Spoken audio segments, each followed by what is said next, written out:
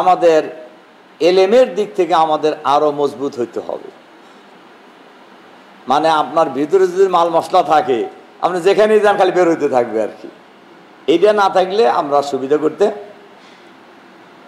এবং এই হাদিস তো আমাদের সবার জানা আছে, মা ইউরিদিল্লাহু বিহি খায়রান ইফাক্কিহু ফিদ্দিন।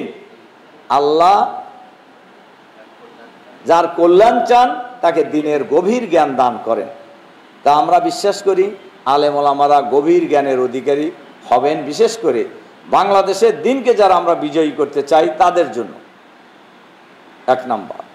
2 নম্বর হলো আমরা যা বলবো তা করব। আতামুরুনান নাসা বিল বিররি ওয়া তানসাউনা আনফুসাকুম। আমরা যেন এইরকম না হই, যা বলি তা আমরা নিজেরা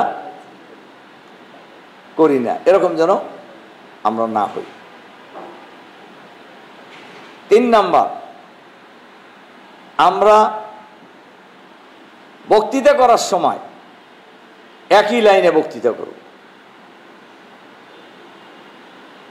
বক্তৃতার মধ্যে কোরআন হাদিসের রেফারেন্স প্রাধান্য পাবে। কিন্তু আমাদের যারা একটু ভালো বক্তা, মানুষ দেখলেই কিন্তু আর হুঁশ থাকে না। রাগ করেন না আমার কথা। আমাদের শহীদ আমির জামাত বলতেন, তোমরা যারা বক্তা তাদের জোশের সাথে হুঁশও থাকতে হবে। কাজেই আপনারা যারা বড় বড় বক্তা তাদের জন্য এটা আরো বেশি প্রযোজ্য। আরেকটা জিনিস, আমার অবজারভেশন, ভুল হলে মাফ করে দিন, মানুষকে বোঝানোর জন্য কোরআন হাদিসের রেফারেন্সের সাথে আমারও 2 কথা যোগ করে দেওয়া, এটা মোটেই সঠিক নয়। আপনারা কি আমার সাথে একমত কিনা? আপনার কথা আপনি আলাদা কন, কিন্তু কোরআন হাদিসের রেফারেন্সের সাথে আপনি আবার 3 শব্দ নিজেরটা যোগ করে দেওয়া, এটা মোটেই সঠিক নয়। রাগ করলেন নাকি আমার কথা? এটা ঠিক হবে না। ইতিমধ্যেই এর সাথে সাথে আরেকটু যোগ করে বলি, কোরআন হাদিসের বক্তব্যের বাইরে অন্য প্রসঙ্গে অতিরিক্ত বলা। ইতিমধ্যেই অনেক প্রখ্যাত বক্তা যারা, এদের ব্যাপারে কিন্তু আমাদেরকে মেসেজ আসতেছে যে খান ভাই এই বক্তাদেরকে আপনারা থামান। আজকে আমার ডাক্তারদের সাথে প্রোগ্রাম ছিল, এরাও প্রশ্ন উত্তর সময় এই প্রশ্ন করছে, নামও বলছে XYZ, বলছে আপনারা এই বক্তাদেরকে থামান। আমি কিন্তু আবার এদেরকে বলিও, আমি একজনকে বলছি, এই মিয়া তুমি তো কোরআন হাদিস অনেক ভালো জানো, এগুলোকে আবার লাইভ টাইপ করতেছেন নাকি? হ্যাঁ,